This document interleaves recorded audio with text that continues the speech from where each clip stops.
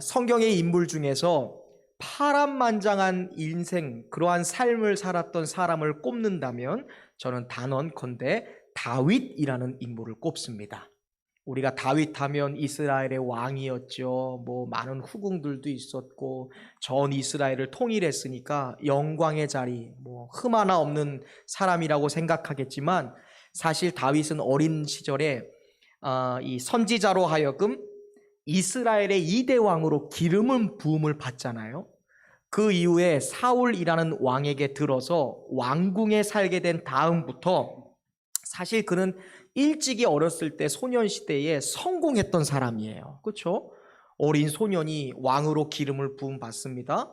또 왕궁에 불려가서 왕 앞에서 하프 연주하면서 궁궐에 있는 모든 문화들을 경험하기도 하고 좋은 음식들을 먹었으니까 출세한 사람이라고 생각했을지 모르겠지만, 한편 그와 동시에 그는 죽음의 위협을 당하면서 젊은 날의 대부분을 도망자로서 살았던 사람입니다. 여러분, 참으로 기가 막힌 것은요, 다윗을 평생 쫓아다녔던 사울이라는 사람이 다윗의 장인이었던 거 알고 계세요? 네. 다윗이 제일 처음 결혼해서 아내로 맞이한 사람이 누구죠? 미갈이라는 사람이죠. 미갈이 누구예요? 사울의 딸이에요. 공주예요, 공주. 다윗에게 자기의 딸을 아내로 준 거예요. 그러니까 사울은 다윗의 누구예요? 장인이에요. 장인이 지금 군대를 총동원해서 사위를 따라다니면서 어떻게든 사위를 죽이려고 하는 거예요. 그래서 다윗은 장인을 피해서 들이나 산이나 골짜기나 사막이나 동굴을 피해 다니면서 수십 년을 도망자로 살았어야 됩니다. 붙잡히면 그 순간 죽임을 당할 것이 분명하니까 다윗은 늘 긴장 속에서 살았을 거예요. 그래서 다윗의 젊은 날은 늘 고단했어요. 늘 지쳤습니다. 그러한 삶의 연속이었죠. 그런데 그러한 곤고한 다윗의 삶 속에서도 결코 끊어지지 않았던 하나님의 축복이 하나가 있는데, 그 축복은 만남의 축복이라는 것입니다. 여러분, 한번 여러분의 삶을 생각해 보세요. 우리가 다윗처럼 고단하고 지치고 어렵고 그러한 곤고한 삶 가운데서도 여러분 주위에 믿음의 친구들 사라졌어요?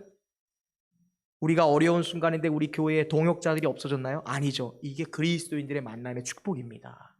다윗은 동굴에 막 전전하고요, 어마어마한 그런 지치고 고단한 삶을 살았지만 만남의 축복이 끊어지지 않았던 사람이에요. 요즘 젊은이들이 하는 말 중에 제가 앞서서도 얘기했지만 찐친이라는 말이 있어요. 찐친. 뭔지 아세요? 진짜 친구라는 말입니다. 찐친. 들어보셨죠? 다윗의 찐친 하면 여러분 누가 떠오르세요? 다윗의 찐친.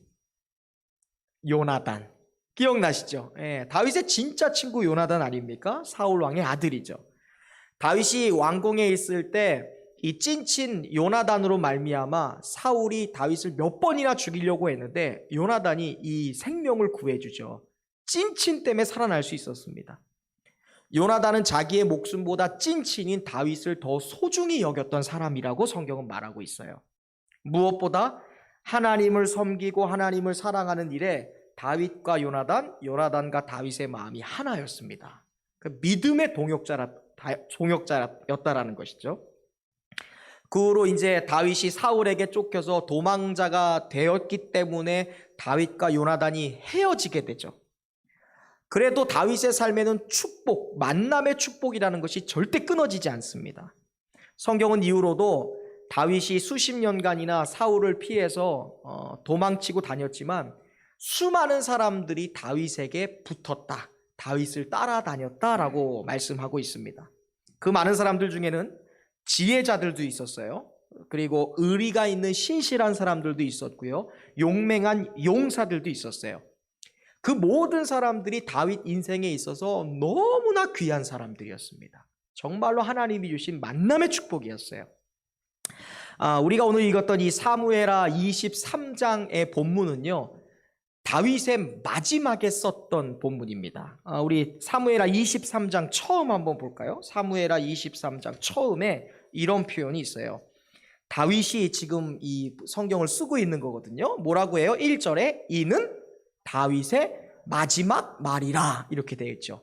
혹자는 이것을 보고 다윗이 죽기 전에 유언하는 건가 보다라고 하는데 아니에요. 유언은 뭐 열왕기 하라든지 다른 성경에 나와 있고요. 이것은요 다윗의 이 왕권에 있어서 자기 왕권의 거의 말년에 이제 솔로몬에게 왕권을 넘겨주기 전에 다윗이 왕으로서 모든 것을 다 누리고 모든 산전수전을 누리고 모든 축복과 모든 번영을 누린 다음에 이제 왕권 말미에 썼던 이 성경입니다. 어떻게 보면 이 말은 하나님은 어떤 분이시다, 나에게 어떻게 역사하셔서 나를 왕이 되게 하셨다라는 것을 고백하는 마치 찬양시와도 같은 것입니다. 한편 다윗은 이 8절부터 시작해서 자기가 왕이 되면서 모든 인생의 승리와 영광과 역경과 좌절을 맛본 그러한 삶도 있었지만 8절에 보면 자신의 왕국의 설립과 번영을 위해서 크게 기여했던 37명의 용사들을 소개하고 있는 장면이 8절부터 나옵니다. 이 용사들은 다윗이 사울 왕에게 쫓기는 도망자 시절부터 함께했던 37명의 용사들이었고요. 또한 그들은 다윗을 통해 일하시는 하나님께 충절을 다했던 그런 하나님께 자신의 충절을 바쳤던 믿음의 인물들로 알려진 사람들입니다. 그러니까 23장에 다윗이 나의 왕권은 이래요. 하나님의 돌보심으로 내가 지금까지 지내왔는데 이제 제 이야기를 좀 해볼까 해요 하면서 이 37명의 사람들이 나의 왕권과 하나님의 나라를 만드는 데 있어서 크게 일조한 사람들입니다 하면서 회고록을 지금 쓰고 있는 것이죠. 그 중에 오늘 우리가 읽었던 이 본문은요 둘째 3인의 용사에 대해서 기록하고 있어요. 다윗에게 있어서는 세 용사가 두 부류가 있었어요. 이 23장 앞쪽에 보면 오늘 본문보다 훨씬 앞에 보면 첫 번째 3인의 용사가 있었군요. 그러니까 이게 뭐냐면 세 친구 있죠, 세 친구. 그러니까 용사의 세 친구가 첫 번째 용사 세 친구가 있고 또 두 번째 용사 세 친구가 있는 거예요. 한마디로 1번 전우조, 2조 전우조 이런 식으로. 근데 오늘 우리가 읽었던 이 본문은요 두 번째, 그러니까 첫 번째 3인의 용사가 아니라 두 번째 2조 3인의 용사에 대해서 기록하고 있는 거예요.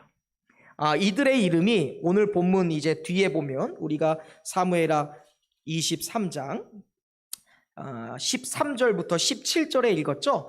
이 두 번째 세 용사에 대해서 기록하면서 다윗이 18절에 그 세 용사의 이름을 기록합니다. 첫 번째 아비새라는 사람이고요. 두 번째는 분하야라는 사람이고 세 번째 사람은 이름은 알려지지 않았던 익명의 용사였어요.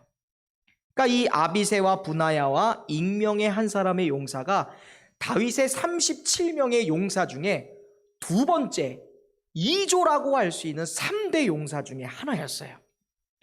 이 3인의 용사와 관련해서 나오는 사건이 있는데 그것이 우리가 신앙생활하면서 한두 번쯤은 들어봤을 만한 이 베들레헴 우물물과 관련된 사건입니다. 먼저 이 13절에 보면 오늘 본문에 이 배경이 되는 말이 나오는데요. 이런 말이 있습니다. 13절에 아둘람 굴에 내려가 있을 때라는 말을 해요. 아둘람 굴이라고 하면 우리가 뭐 대충 광야나 사막 이런 거 떠올리지 않습니까? 아마 이 말로 보아서는 이 사건의 배경이 되는 때가 다윗이 블레셋과의 전쟁이 한참이던 때의 이야기라고 할 수 있어요. 그러니까 이미 사울 왕이 패하고 다윗이 왕이 되었던 사건을 말합니다.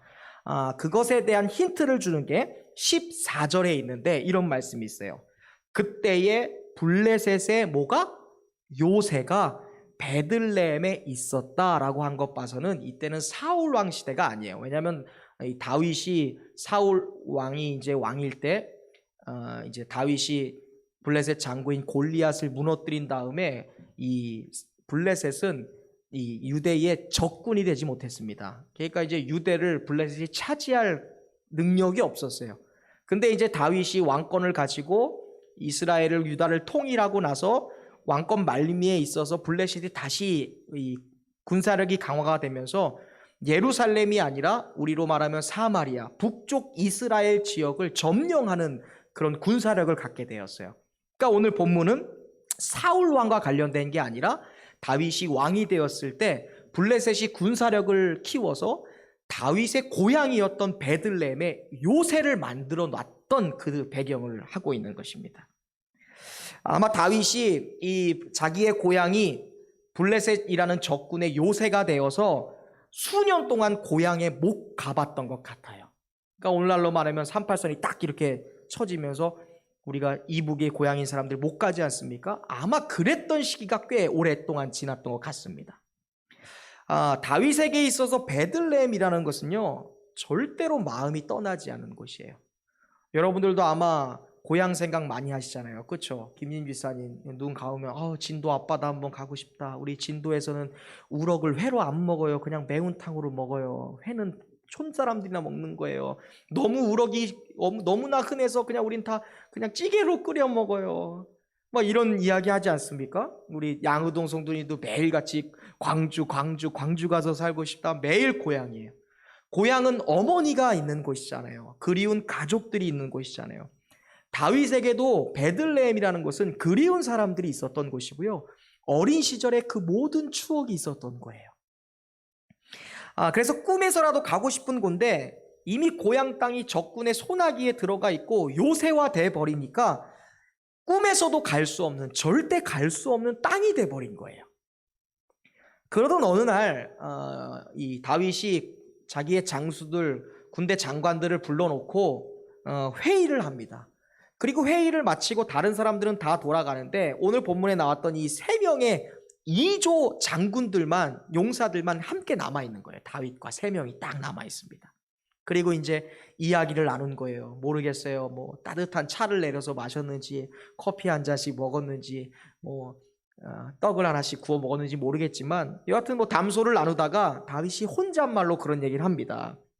고향 이야기를 하는데 15절 보시면 이래요. 다윗이 소원하여 라는 말이 나오죠. 여기서 이 소원이라는 말이 히브리어로 아와라는 말이에요. 아와. 이 말을 제가 보니까 마음에 바라고 열망했다라는 거예요. 너무너무 가고 싶어서, 고향이 너무너무 그리워서 막 애타는 심정으로 고향 얘기하면서 막 열망했다라는 거예요. 넌 왜 이렇게 고향 생각이 많이 나냐? 가고 싶다. 그러면서 그래요. 내 고향의 베들레헴 성문에 있었던 그 우물, 아버지의 양떼를 돌보면서 더우면 그 우물에 달려가서 바가지로 우물 퍼먹었던 그 기억이 있는데 꿈에서라도 그 우물을 한번 마셔보면 소원이 없겠다, 한이 없겠다. 아마 그런 이야기를 했겠죠. 근데 사실 다윗이 그렇게 이야기하는 건 그리움이지만 한편으로는 그냥 단순한 그리움의 표현이었을지 모르겠어요.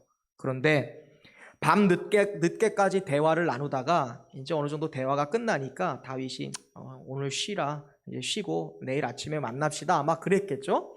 그러면서 이 3명의 장수들이 돌아가요. 회의가 끝났으니까. 그런데 아마 오늘 그 성경에는 어느 때의 시간이었다라는 말은 안 나오지만 제 생각에는 아마 새벽쯤 됐을 것 같아요. 저녁까지 늦게까지 회의하고 돌아갔겠죠. 다윗이 급히 자신을 부르는 소리에 깜짝 놀라서 눈을 뜹니다. 그리고 자신의 처소의 문을 딱 열고 나가보니까 이 3명의 장수들이 땀이 쩔고 이슬에 흠뻑 젖어서 자기 눈앞에 서 있는 거예요. 그런데 그들을 자세히 보니까 그들이 빈손이 아니에요. 손에 물 한 잔이 들려있는 거예요. 이게 무슨 물일까요, 여러분? 16절 말씀 한번 읽어보겠습니다. 화면에 준비되어 있어요. 한번 같이 읽어볼게요. 시작. 새 용사가 블레셋 사람의 진영을 돌파하고 지나가서 베들레헴 성문 곁 우물물을 길어 가지고 다윗에게로 왔으나. 예전에 그 김영재 장로님이 이제 할아버지께서, 김영재 장로님 아버지께서 이제 이북 분이신데 6.25 때 이제 피난 내려오신 거잖아요. 평생을 하늘나라 가실 때까지 고향을 그리워했어요. 그래갖고 김영재 장로님이 우리나라 금강산 관광이 딱 오픈됐을 때 그거를 신청해서 가신 거예요. 그리고서 그 금강산에서 가져온 게 있거든. 그게 뭔지 아세요? 금강산 물을 페트병에 담아온 거예요. 근데 이거는 금강산 문이 열려서 간 것이 아니에요, 지금. 그냥 38선 뚫고 들어간 거예요, 그냥 금강산에. 잠수복 하나 입고 동해 바닷가를 건너서 금강산 들어가서 적지를 뚫고 들어가서 금강산 물을 딱 받아온 거예요. 그리고 아마 장로님이 그 선친의 이 묘에다가 이 물을 부어드렸던 그 기억이 있어요. 지금 아마 그런 비슷한 장면을 상상하시면 돼요. 다윗이 그토록 그리워하는 고향이잖아요. 그리고 그토록 그리워하는 고향에 대해서 말하는 그날 밤에 이 세 명의 장수가 회의가 끝나고 집으로 간 게 아니었어요, 여러분. 오늘 본문에 보니까 적군의 진지를 뚫었대요. 적군의 진영을 돌파했답니다. 그리고 다윗의 고향이었던 베들레헴까지 가서는 그토록 다윗이 원하고 갈망하던 아와 우물물을 길어왔던 거예요. 누군가 우리의 소원을 이렇게 이루어주는 사람이 있다면 얼마나 좋을까? 완도의 우럭이 먹고 싶어. 근데 갈 수가 없어. 누가 그냥 차 끌고 가서 하고 거야. 근데 이게 그냥 차로 갈 수 있는 게 아니잖아요. 적지인데. 11절에 보면 당시 베들레헴은 앞서 말씀드린 것처럼 이미 요새화돼 있었어요. 요새화돼 있었다는 것은 블레셋의 군대의 총본부가 베들레헴이 됐다는 거예요. 요새는 아무것도 아닌 게 아니에요. 거기는 모든 군사력이 있어야 돼요. 장군들도 있어야 돼요. 칼과 무기가 가득 차 있는 것을 요새라고 말하잖아요. 이 말은 지금 이 세 명의 장수들이 다윗을 위하여 대전의 육군 본부를 뚫고 들어간 거예요. 용산의 국방부를, 그 경계를 뚫고서 중심부까지 들어간 거예요. 그리고 거기서 다윗이 원하는 걸 가지고 나온 거예요. 얼마나 경비가 삼엄했을까. 다시 말하면 이 세 명의 용사들이 물 한 모금 떠오는 일에 자신의 목숨을 건 거예요. 이 용감한 세 명의 용사들 이야기, 이 세 명의 용사들은 다윗 군대의 37명의 지휘관들 중에서 가장 뛰어난 용사들이었다라고 성경은 말씀하고 있어요. 이 세 명의 용사들이. 이게 그냥 성경학자들의 평가가 아니라 실제로 다윗이 오늘 본문 이하에 이 아비새와 이 세 명의 용사들이 37명의 용사와 지휘관 중에서 가장 뛰어나고 가장 훌륭한 사람들이었다라고 평가를 해요. 다윗이 자기의 입으로 인정한 거예요. 실제로 이들은 다윗 왕궁에 있어서 다윗의 왕국을 세울 때에 혁혁한 공헌을 했던 사람들입니다. 실력 있는 장군이었어요. 그런데 설령 그렇다고 해도 그러한 평가는 결론적인 거잖아요. 결론이 잘 돼야지 그런 평가할 수 있는 거잖아요. 다윗의 왕국이 완성되었으니까 이 세 명이 좋은 평가를 받는 거고요. 또 다윗 왕국을 실제로 세우는데 이 사람들이 헌신했고 헌신한 게 그대로 이루어져서 다윗 왕권이 딱 세워지니까 박수 받을 만한 거잖아요. 그리고 그들이 그날 밤에 안전하게 돌아왔으니까 박수 받을 만한 거죠. 만약 그 반대였으면 어떻게 됐을까? 다윗의 왕국이 실패해버렸다면, 다윗의 왕국이 든든히 세워지지 않았다면, 이들이 그날 밤 적진에 들어갔다가 시체가 돼서 돌아왔다면 어떻게 됐을까? 아마 결과는 달라졌을 거예요. 무엇보다 중요한 것은 이 세 사람이 물 한 모금 떠오러 블레셋에 들어가는데, 이게 지금 우리야 결론적으로 말하니까 멋있다고 박수 칠만 하지, 이들에게 있어서 그 모험은요 해피엔딩이 보장되는 모험이 아니었잖아요. 가서 안전하게 들어올 보장이 없어요. 다시 돌아올 수 있는 누가 보증을 서주는 것도 아니었습니다.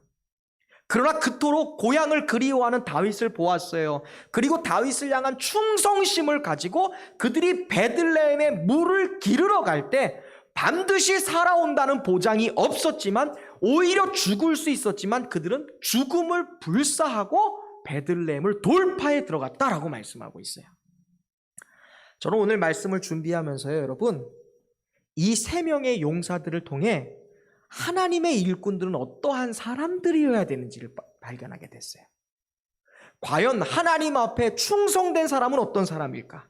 과연 하나님의 용사라고 부르는 오늘날 그리스도인들은 어떤 어떤 사람이어야 되는지에 대한 깨달음을 얻었어요. 여러분도 아마 이미 깨달아졌을 거예요. 우리가 신앙생활을 할 때 없어서는 안 되는 것이 있다는 거예요. 그게 뭐예요, 여러분? 충성심이라는 거예요. 충성심. 오늘날 예수 믿는 많은 사람들이 아주 자주 하는 실수가 있습니다.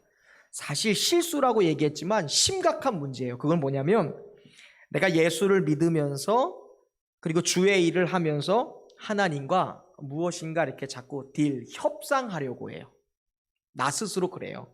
예컨대 내가 주를 위해서 어떤 일을 했는 줄 알아? 내가 교회를 위해서 어떤 일을 했는 줄 알아? 내가 얼마나 헌금했는 줄 알아?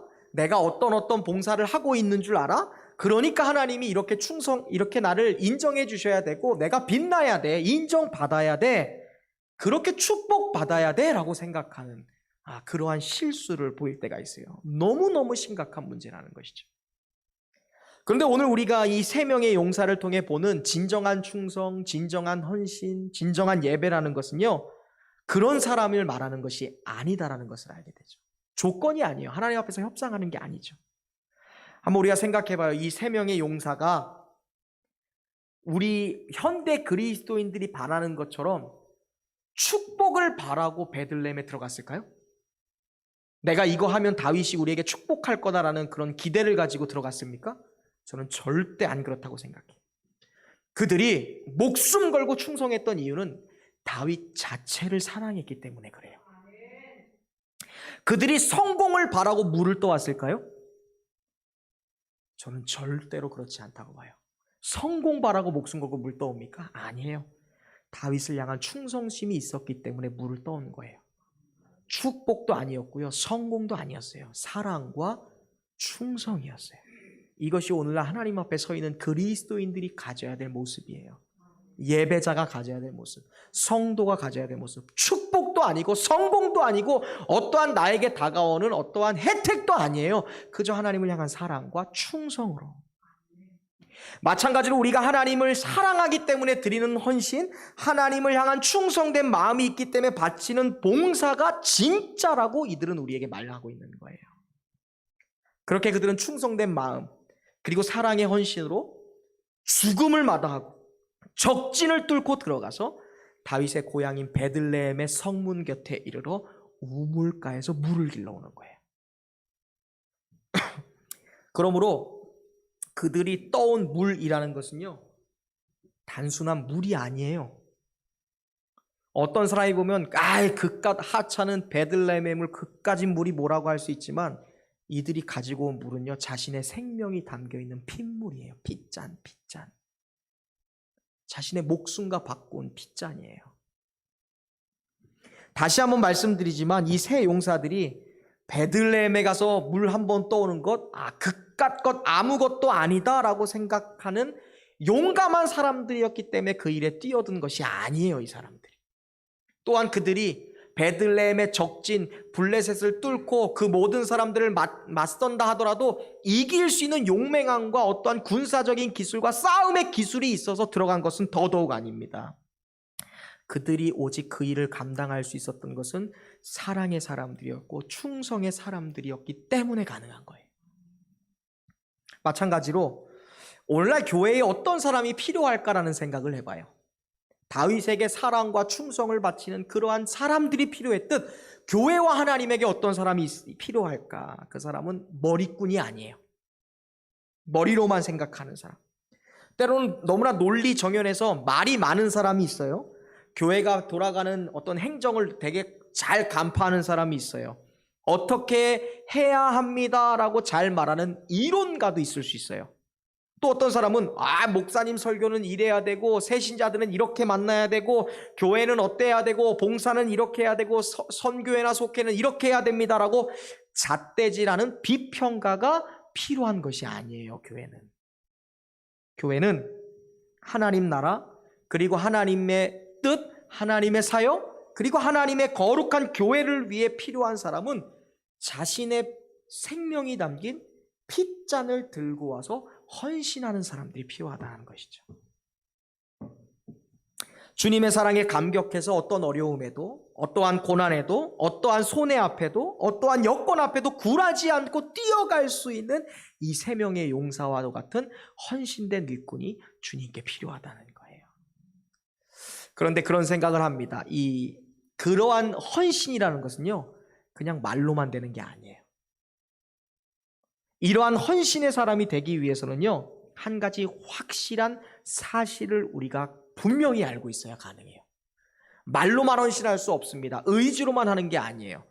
이 다윗을 위해서 목숨 걸고 진지까지 뛰어들어가서 이 물 한 잔 가지고 올 수 있도록 헌신하고 충성하던 이 세 명의 용사들은요, 그렇게 헌신하고 행동할 수 있는 무언가 분명히 보증된 한 가지 확신하고 있는 것이 있었어요. 그것이 무엇인지 사무엘하 18장에 보면 2절 3절에서 그들이 목숨 걸고 헌신할 수 있었던 이유, 그 엄청난 헌신이 가능했었던 이유를 이렇게 말하고 있어요. 한번 읽어볼게요. 시작. 다윗이 그의 백성을 내보낼새 3분의 1은 요압의 휘하에, 3분의 1은 수르야의 아들 요압의 동생 아비새의 휘하에 넘기고 3분의 1은 가드 사람 이때의 휘하에 넘기고 왕이 백성에게 이르되 나도 반드시 너희와 함께 나가리라 하니, 전쟁에 나가겠다는 거예요. 같이. 그때 백성들이 뭐라고 하는지 보세요. 시작. 백성들이 이르되 왕은 나가지 마소서. 왕은 우리 10,000명보다 중하시오니 왕은 성읍에 계시다가 우리를 도우심이 좋으니이다 하니라. 아멘. 이 본문은요, 지금 다윗의 아들인 밥살롬이 반역을 일으키고 그 아들과 최후의 전쟁을 벌이는 그때를 말하고 있는 거예요. 다윗이 자기의 군대 장관 3명에게 딱 나누고 지휘를 딱 보낸 뒤에 내가 너희와 함께 갈 거니까 나도 같이 가겠다. 내가 너희만 버려두지 않겠다. 딱 이러니까 백성들이 앞에 딱 서서 아니요, 안 돼요. 안 돼요. 워워워. 왕이시여, 안 돼요. 당신 그냥 가만히 계세요. 뒤에 계세요. 당신은 우리 10,000명보다 소중하고 귀한 사람이니까 안 돼요, 왕이시여. 이렇게 지금 만류하고 있는 장면. 지금 이 장면을 여러분, 이 장면 때 누구도 있었을까요? 이 3명의 용사도 있는 거예요. 이들에게 지금 다윗이 어떠한 존재예요? 너무너무 소중한 존재예요. 백성들의 군사의 망명의 목숨보다 더 소중한 가치가 자신들에게 다윗이었다는 거예요. 어떻게 헌신할 수 있을까? 이들이 어떻게 목숨을 내놓고 자신의 핏잔이 든 잔을 가지고 돌아올 수 있었을까? 아무도 할 수 없는 이 헌신, 그 충성을 어떻게 보였을까? 그들이 분명히 알고 있는 사실이 뭐예요? 다윗은 우리의 목숨보다 어떻다? 소중한 존재다라는 그 확신이 있었기 때문에요. 뭐예요? 사랑하니까 충성하는 거예요. 너무너무 소중하니까 헌신할 수 있었던 거예요. 다윗의 세 용사들이 어떻게 헌신할 수 있어요? 어떻게 자신의 목숨을 내걸고서 그런 일을 할 수 있습니까? 다윗이 얼마나 소중한지를 알고 있었기 때문이라는 거예요. 다윗이 그냥 사람으로만 좋은 게 아니에요. 우리 권사님, 우리 집사님 너무너무 좋아. 사람으로만 좋은 게 아니라 하나님께서 다윗을 사용하고 계시고 하나님이 사용하는 사람이 다윗이라는 것을 너무나 잘 알고 있기 때문에, 분명한 사실이기 때문에 헌신하고 봉사할 수 있었던 거예요. 목숨까지 걸어서요. 인간적으로 좋아했을지 모르지만 하나님이 여전히 지금 도망 다니고 있지만, 지금 블레셋에게 요새를 빼앗기고 베들레헴을 빼앗겨서 우리가 지금 이렇게 전전긍긍하고 있지만 여전히 하나님이 다윗을 사랑하고 있다는 것을 확신했기 때문에 다윗에게 헌신할 수 있는 거예요. 또한 이것은 단순히 사람에게 헌신한 것을 말하는 게 아니에요. 어떤 사람들은 마음이 이렇게 SM이 있어요. 스몰 마인드, 좀 이렇게 마음 좁은 사람들은 목사님, 목사님에게 헌신하라는 건가? 이런 사람들은 제 스타일이 아니에요. 이 말은 다윗을 소중하게 여겼다라는 것은요, 다윗 뒤에 계신 하나님을 소중하게 여겼다는 거예요. 오늘 이 23장에서 다윗으로 표현된 하나님을 이 세 사람이 소중히 여기니까 하나님이 사용하시는 다윗을 소중히 여기는 거예요. 다윗을 사랑한 것은 하나님을 사랑했다는 거예요. 하나님의 사람이니까 하나님을 사랑한 것처럼 다윗을 소중히 여겼다는 거예요. 하나님을 귀하게 여겼기 때문에 하나님의 거룩한 교회와 하나님이 사랑하는 사역과 하나님이 사랑하는 사람들을 사랑할 수 있었다는 것입니다. 이 세 용사에게는 하나님이 너무나 귀했어요. 그래서 하나님이 버리지 않고 사용하시는 다윗도 귀했던 거예요. 그러니까 하나님을 향해 어떠한 믿음을 보일까, 하나님이 사용하는 다윗을 위해 어떠한 충성을 보일까라는 것이 자신의 목숨을 들고 적진까지 뛰어 들어가서 그 물 한 잔을 떠올 수 있는 충성으로 나타난 것입니다. 그러므로 다윗을 소중히 여겼다는 것은요, 하나님을 소중히 여겼다는 것과 똑같은 말이에요. 그래서 이 세 명의 용사들은 자신의 목숨을 담보로 해서 그렇게 다윗이 간절히 원하고 고대하던 우물물을 떠왔던 거예요. 헌신은 여러분 여기에서 시작되는 거예요. 헌신이라는 거. 진정한 봉사는 여기에서 시작되는 거예요. 하나님을 향한 충성도 여기서 시작돼요. 이 세 용사는 다윗이 하나님이 얼마나 소중한지를 알았어요. 다윗으로 대변되는 23장 다윗으로 나타나는 그 뒤에 계신 하나님이 얼마나 소중한 분이신지를 알고 있었기 때문에 이 세 용사가 목숨을 걸었던 거고 충성할 수 있었다는 것이죠. 정말 그런 것 같아요. 하나님이 어떠한 존재이시고 하나님이 어떠한 분이신지를 진짜로 아는 사람만이 진정으로 예배할 수 있고요. 하나님이 정말로 나에게 어떠한 분이신지를 아는 사람이 흔들리지 않은 헌신도 하는 법입니다. 하나님이 어떠한 분이신지를 분명히 알 때 내가 온전한 봉사와 온전한 충성의 삶을 살 수 있다는 것을 이 세 명의 용사를 통해 우리는 보게 돼요. 과연 여러분, 그렇다면 오늘 저와 여러분에게 있어서 하나님은 어떠한 존재이신가요? 여러분에게 있어서 예수님은 어떠한 분이신가요? 다윗을 자신의 생명보다 귀하게 여겼던 세 용사들은 헌신적 삶을 살아갔다라고 말해요. 그렇다면 오늘 우리는 다윗보다 더 높고 다윗보다 더 거룩하고 다윗보다 더 고귀하신 예수님을 섬기며 살아가는 그리스도인 아닌가요? 근데 과연 우리는 예수님을 어떻게 생각하고 있는지,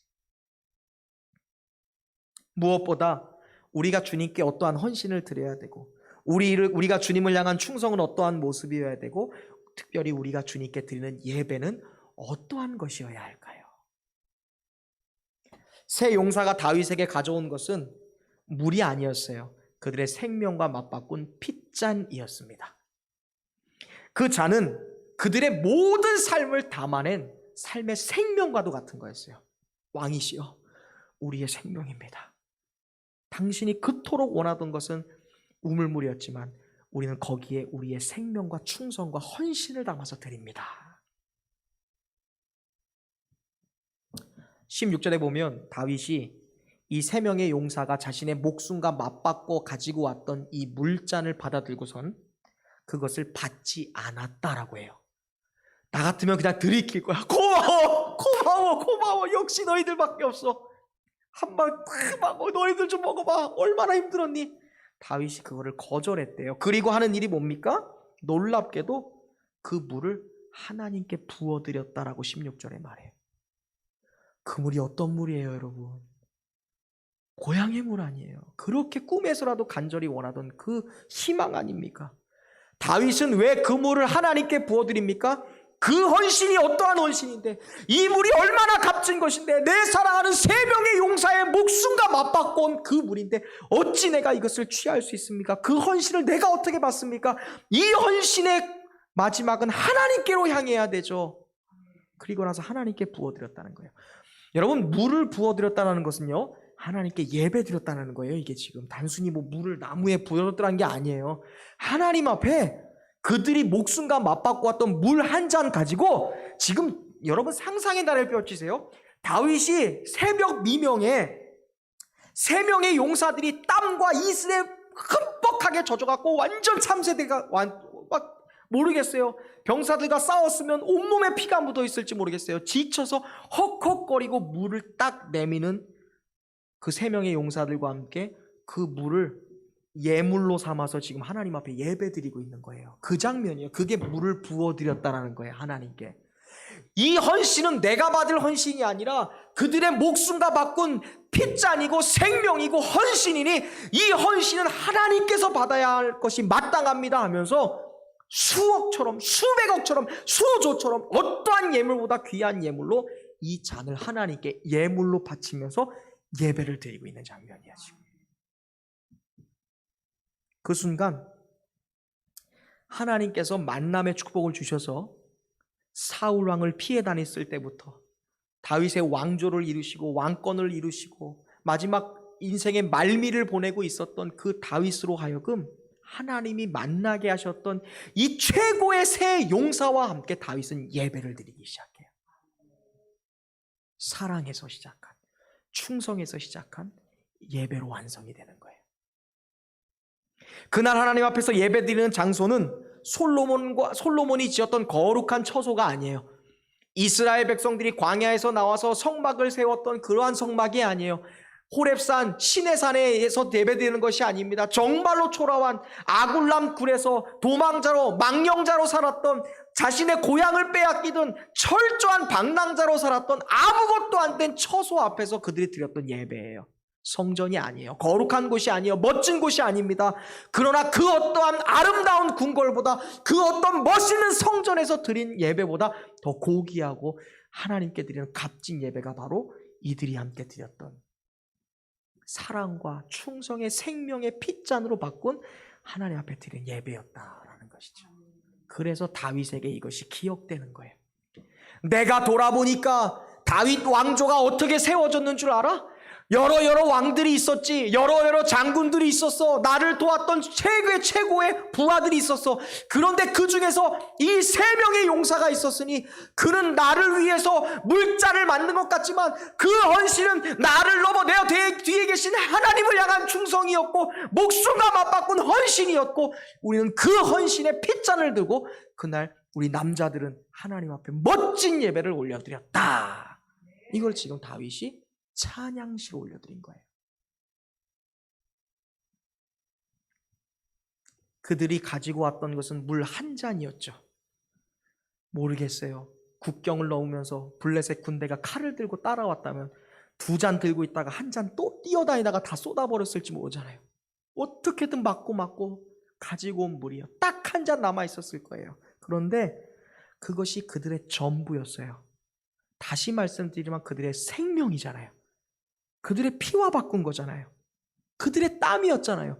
다윗을 향한 애통한 눈물이었고 하나님 나라와 이스라엘의 회복을 위한 그들의 헌신의 눈물이었잖아요. 거룩한 희생. 하나님은 그 희생을 받으시고 이스라엘을 더 굳건하게 하시고 다윗의 왕조를 더 강력하게 하셨으며, 다윗의 고백대로 이 세 명의 용사들을 이스라엘의 모든 용사들 중에서 가장 존귀한 자리에 놓았다는 거예요. 그 예배가, 한 번의 예배가, 사랑과 충성에서 시작된 그 한 잔의 예배가 다윗과 하나님과 세 명의 용사 사이 가운데 하나님이 받으시는 충성의 예배로 하나님이 받아주셨다라는 것이죠. 사랑하는 여러분, 하나님은요 이러한 예배를 기뻐하세요. 하나님은 이러한 충성을 기뻐하시고 하나님은 이러한 사랑을 기뻐하신다는 거예요. 저는 저와 여러분의 예배가 이렇게 되기를 간절히 원합니다. 우리가 원래는 새해를 맞으면 항상 B2B 설교 백투베이직 하면서 제가 예배에 대한 5가지의 중요한 신앙의 기본점을 항상 나누는데, 금년엔 제가 행복시리 설교하면서 예배에 대한 이야기를 못 나눴어요. 근데 여러분, 우리 수요 예배 나오시는 분들은 특별한 헌신이 있으신 분들 아닙니까? 우리의 예배가 어떻게 돼야 돼요, 여러분? 우리가 벌써 8주를 지냈어요. 이제 한 4번의 예배가 남았습니까? 1년? 우리의 40여 번의 예배가 어떻게 돼야 돼요? 이 예배가 돼야 돼요.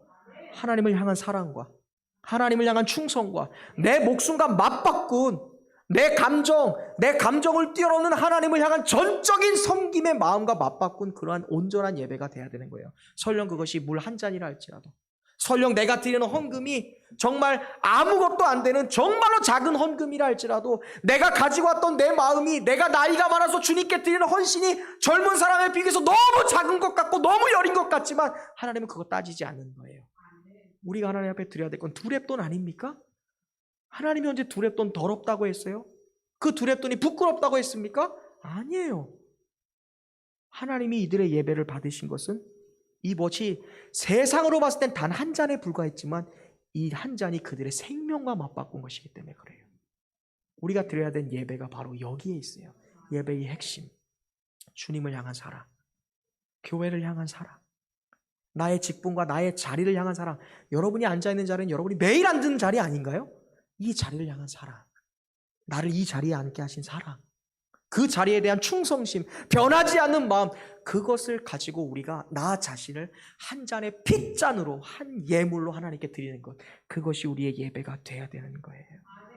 하나님은 그렇게 진짜 사랑하는 사람, 하나님을 향해 진짜 충성을 가진 사람, 하나님을 향해 진짜로 예배할 수 있는 사람을 오늘도 찾고 계시는 줄로 믿습니다. 여러분들이 하나님, 저는 더 이상 드릴 것이 없어요, 더 드리고 싶은데 너무나 연약해서요, 그런 말 이제는 그만해야 되는 거예요. 하나님이 원하시는 진짜 예배자는 진짜 사랑을 가지고, 인간적인 사랑이어도 괜찮아요. 내가 그동안 기도를 쌓았던 성전이니까 사랑해도 괜찮아요. 내가 그동안 예배를 드리고 이 교회를 다니면서 가지고 있었던 어떤 정이라는 사랑이어도 괜찮아요. 사람을 향한 사랑이어도 됩니다. 그 사랑을 깊이 묵상하고 그 사랑 때문에 하나님께 충성할 수 있는 것, 그 사랑의 마음을 가지고 헌신할 수 있는 것, 그 사랑을 가지고 나 자신을 하나님 앞에 한 이 생명의 우물 물잔으로 드릴 때 하나님은 우리의 예배를 받으신다라고 말씀하고 계십니다. 좋은 예배자들이 넘칠 때, 진짜 하나님을 사랑하는 사람들이 넘칠 때, 그 사랑으로 진짜 하나님께 충성하는 사람들이 넘칠 때 하나님은 이곳에 기적을 일으키실 거예요. 우리의 삶에 기적이 일으키실 겁니다. 또한 엄청난 축복들을 허락하실 줄로 믿습니다.